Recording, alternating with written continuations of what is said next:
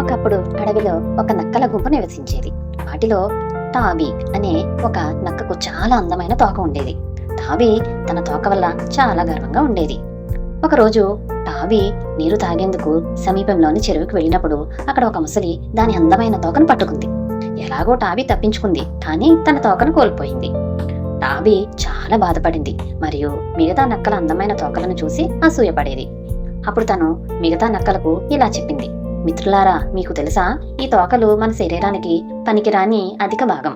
ఇవి చాలా విచిత్రంగా అనిపిస్తాయి, ఇంకా చాలా వింతగా కనిపిస్తాయి. కాబట్టి మీరందరూ మీ తోకలను కత్తిరించేయండి. చూసారా నేను ఎంత స్వేచ్ఛగా తిరుగుతున్నాను? అయితే మిగతా నక్కలు అతని అసూయను అర్థం చేసుకుని ఇలా అన్నాయి, నీవు నిజంగా ఈ తోకలు అవసరం లేవని భావిస్తే నీకెందుకు నీ తోక కోల్పోయిన తర్వాత బాధగా ఉంది?